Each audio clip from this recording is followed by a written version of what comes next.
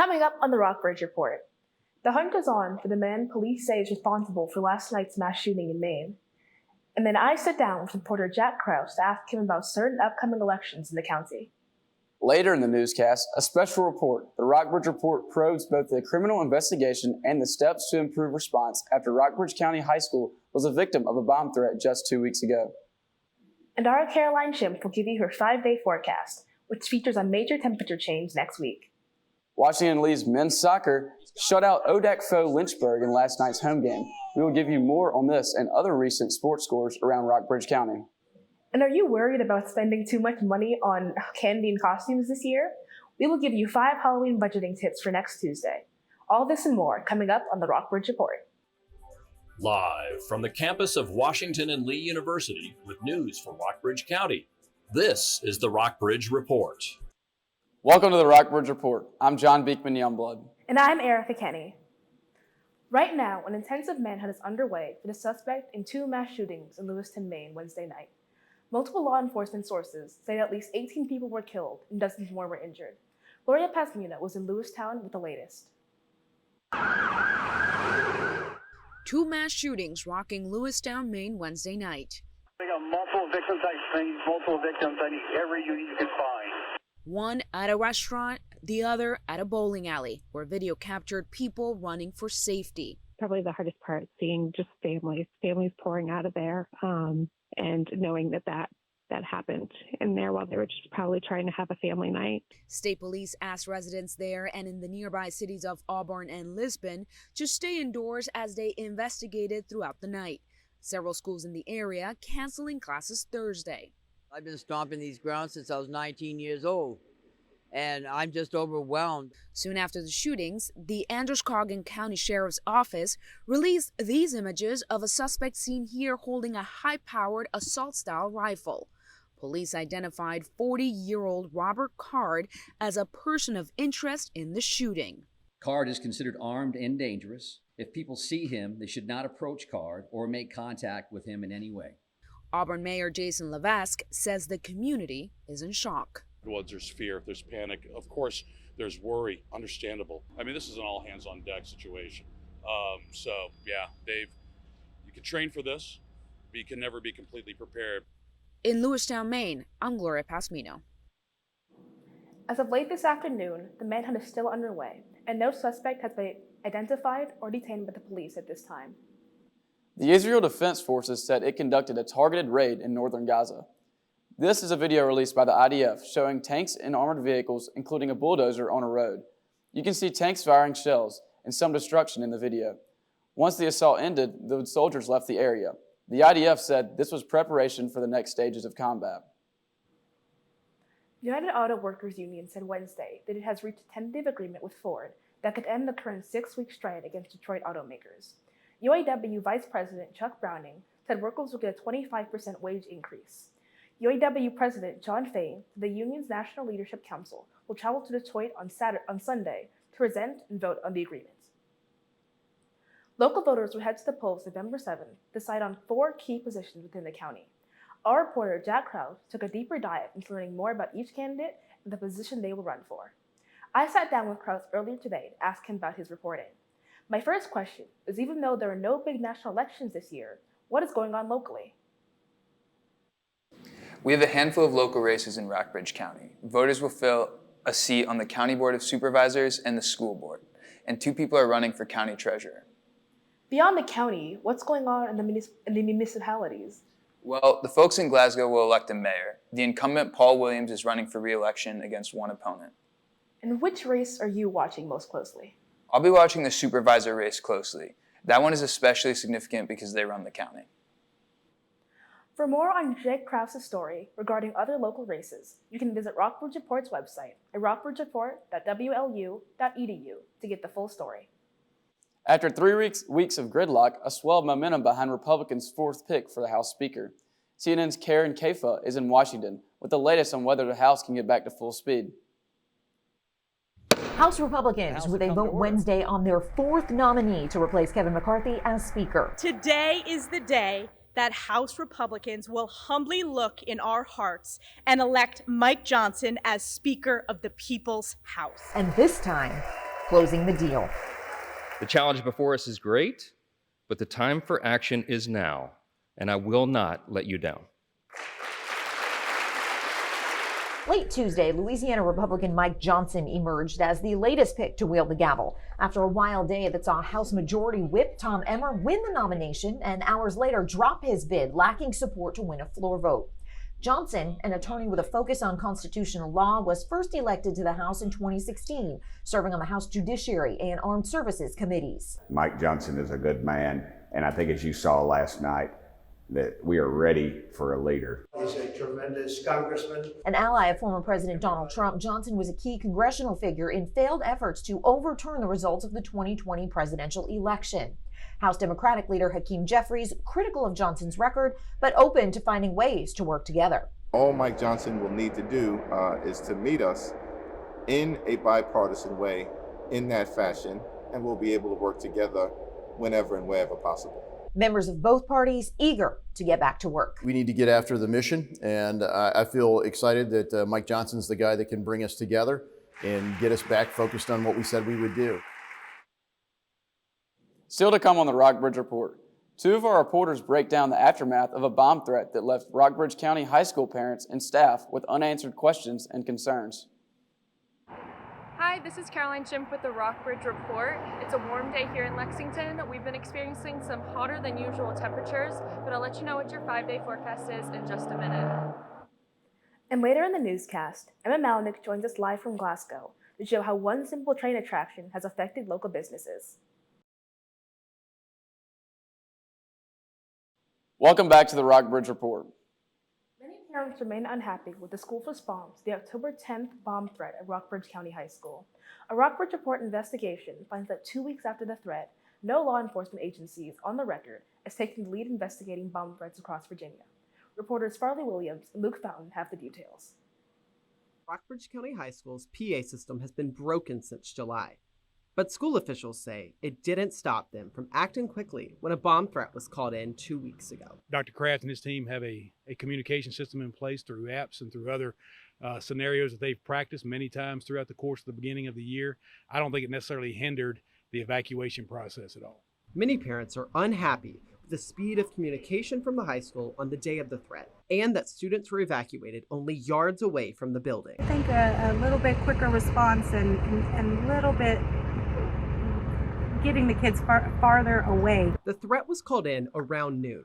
39 minutes later, information was released to the public on the high school Facebook page. School officials say getting the correct information out took time. I understand parents want to know as quickly as possible. I'm a parent, I get it.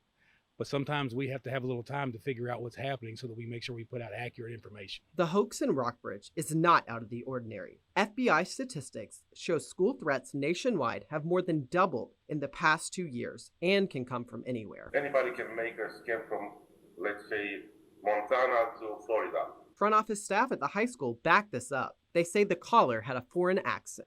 Even though it's been 2 weeks since the October 10th hoax, which targeted at least 8 other schools in Virginia, no law enforcement agency has said it has taken the lead on this investigation. The Rockbridge County Sheriff's Department did not respond to repeated requests for comment. State police say they are not investigating, and the FBI would not say if special agents were looking into the threat. Tech experts who work to stop cyber attacks on schools point to students, criminals, and sometimes terrorists as the usual culprits. Don Beeler says the fake threats take away learning time and cost taxpayers. The overseas groups typically are very effective at getting evacuation. So the number of lost instructional hours when it's an overseas group is much higher than a local. Beeler says the hoax cost taxpayers nearly $40,000 in Rockbridge, not including the cost of law enforcement. The Lexington Police Department did not report to the scene because Rockbridge County High School is out of its jurisdiction. But Police Chief Angela Green gave her insight on these hoax calls. It is a depletion of our resources because potentially there could be other incidences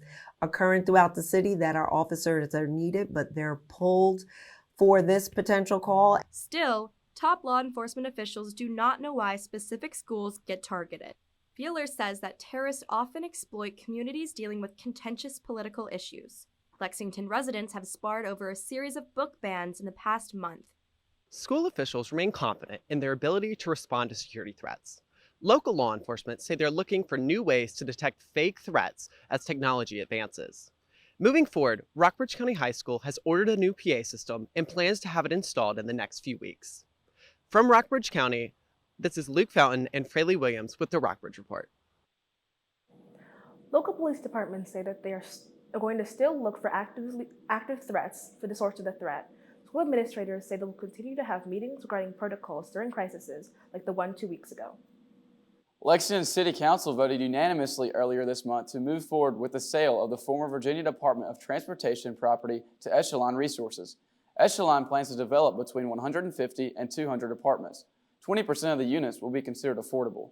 For more details, check out Jenny Hellwig's article on our website, rockbridgereport.wlu.edu. And coming up on the Rockbridge Report, Caroline Shemp updates you regarding the latest snowfall in North Dakota, which is very different from her 5-day local forecast. But first, Emma Malinak joins us live from Glasgow, where a tourist-infested train has been running for the last couple of weeks. Later in the show, he's got him. Agbagbe streaking through, shoots, goal! our Mackenzie Kane reports from Watt Field following a huge men's soccer victory for Washington and Lee. Welcome back to the Rockbridge Report. The 611 train has arrived in Goshen, bringing 18,000 visitors from across the country along with it. Excursions are running every weekend this month and introducing tourists to Goshen's natural beauty, people, and history. Emma Malinak is live in Glasgow with a story. I'm in Goshen's Victoria Station, the same train station that used to ship pig iron as part of an early Rockbridge industry. These days, the focus is on the passengers, not the cargo. An old train is bringing new people to Goshen. Locals say they have met tourists from as far away as Japan, Australia, and Canada. Vice Mayor Steve Bickley says the train will put Goshen on the map.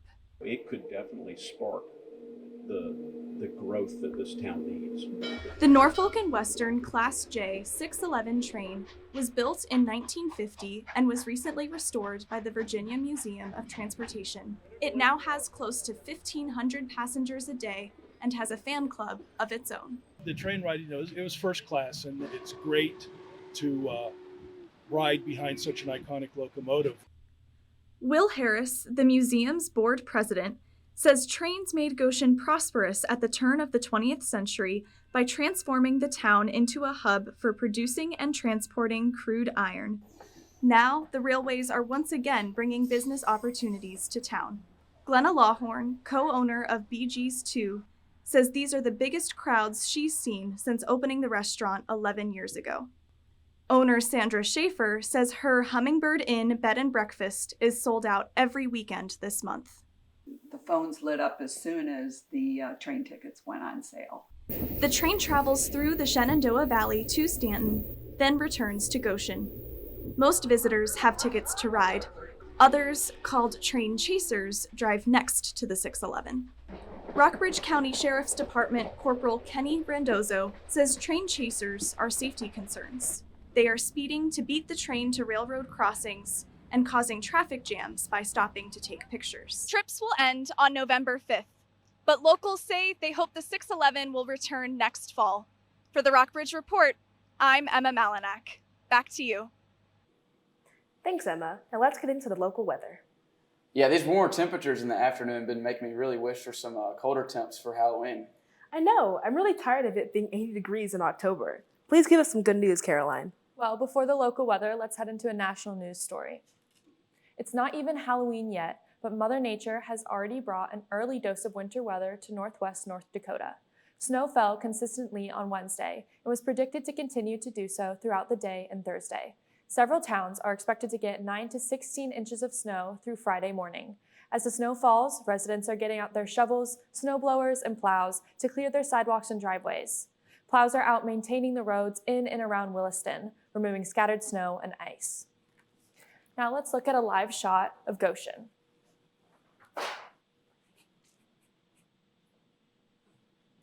Here are the current conditions. Today we have a high of 78, a low of 53. The barometric pressure is 30 and 25 inches. The wind speed is comfortable at 5 miles per hour, and the humidity is 21%. Now into our radar. We're comfortable with no precipitation. Now into the regional temperatures.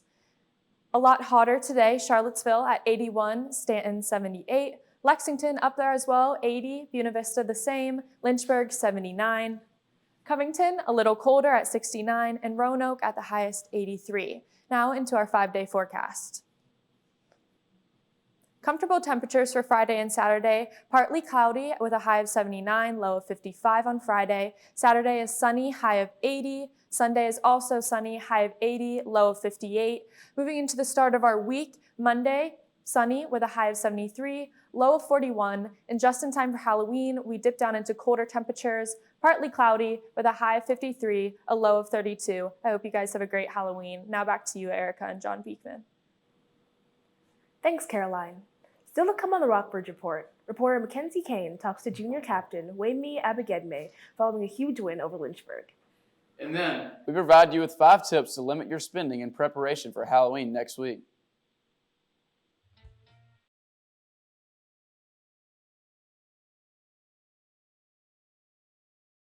Welcome back to the Rockbridge Report. So guys, I heard some great things about W&L men's soccer this weekend. I know, I heard the game was amazing. Can you give us the play-by-play, Alina? Thanks, Erica and John B. The Washington and Lee men's soccer team shut out the 23rd ranked team in the country, Lynchburg, 4-0 last night here in Lexington. Our Mackenzie Kane caught up with junior Wayme Agbe, who scored twice and assisted another after the game.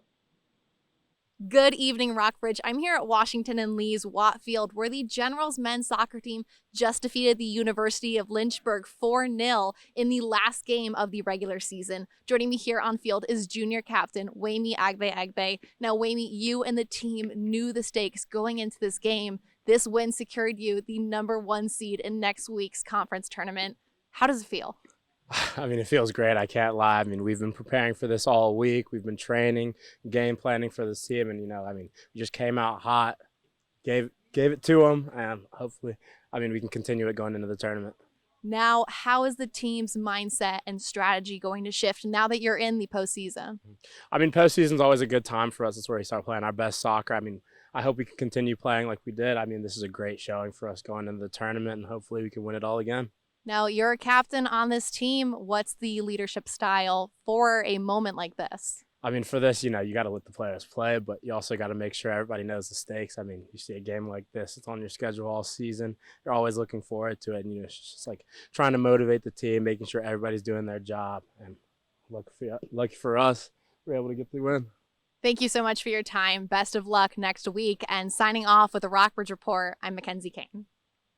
The Generals will kick off the ODAC quarterfinals here in Lexington this Saturday against Averett. W&L is the #1 seed heading into the tournament.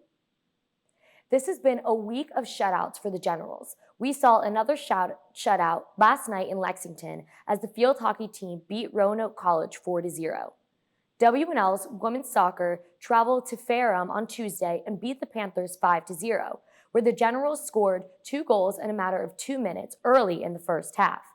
Generals football edged past Hampton-Sydney last Saturday 21-17. With that win, the team extended their winning streak to 6 games. They will travel to Ashland, Virginia this Saturday to play 10th-ranked Randolph-Macon. The Generals and Yellow Jackets are both undefeated in the ODAC. VMI men's soccer traveled to North Carolina yesterday to play Queen's University of Charlotte. The Keydets won 4-2 after going down 1 in the first minute of the game. Despite having a lead at the end of the first half, the VMI women's soccer team lost 2-1 in the first round of the Southern Conference tournament against Wofford. SVU women's soccer won their last home game of the season. They beat William Peace University last Friday 5-0. Both the men and women's soccer teams will play their last game of the season on the road this Saturday. Rockbridge County High School volleyball beat Spotswood High School yesterday 3-1 after losing the first set.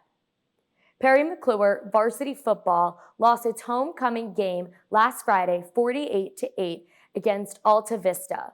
The Fighting Blues hope to stay above 500 with a 5-3 record and 2 games left. To close up our sports section for the evening, we have a crazy caught on camera moment you have to see to believe. As a windsurfer in Australia captures a crazy collision with a flying whale. An incredible close encounter has left an Australian windsurfer with a whale of a tale to tell. In a blink or you'll miss it moment, Jason Breen, windsurfing off the coast of Sydney, is suddenly wiped out by a massive breaching whale. A slow-mo replay does justice to the amazing moment. But make no mistake, it was a scary moment as well, as the airborne collision left the 55-year-old sportsman trapped underwater. It was only when his arm strap snapped that he was able to make his way to the surface. More Americans than ever are celebrating Halloween this year and spending a record-breaking amount of money on this spooky holiday. In today's Consumer Watch, Cole Higgins has 5 tips to celebrate without scaring your budget. A spooky and pricey holiday. Total Halloween spending is expected to reach a record $12.2 billion this 2023. That's according to an annual survey from the National Retail Federation. But experts say you can still have a fun All Hallows Eve without overspending. Well, you definitely want to be the house with the good candy, right? Jessica Allen from Living Well Spending Less has 5 tips to help you save money. The first step is to make a budget and stick to it. It doesn't take a lot of time to do this, 10-15 minutes. According to the NRF survey, the average consumer plans to spend a record $108.24, and the biggest increase in spending came from costumes. To save, Allen recommends reaching out to your community on social media or within your neighborhood and swapping costumes. There is no reason that you can't go cheaper or even no cost at all on costumes. When it comes to candy, Allen says don't wait until the last minute to shop to avoid impulsively buying items right off the shelf. The NRF says total spending on decorations is expected to reach nearly $4 billion this year. So how do you trim that cost? Resist the urge to get into a decor contest in your neighborhood. Use what you have, don't go overboard. And if you're hosting a Halloween party, go potluck. Who can get the snacks? Who can get the ice? Who can get the drinks? Combine those receipts and split the cost evenly. For Consumer Watch, I'm Cole Higgins. Here in Rockbridge County, downtown Lexington will be hosting a trick-or-treat event on Main Street for all children under 12 years old to come and collect candy and stay for live performances. That's all for the Rockbridge Report. Thanks for watching. For more local and national news, check our website, rockbridgereport.wlu.edu. Join us again next Tuesday for our live update at 3:30, and next Thursday, it's another half-hour edition of the Rockbridge Report. Good job, guys.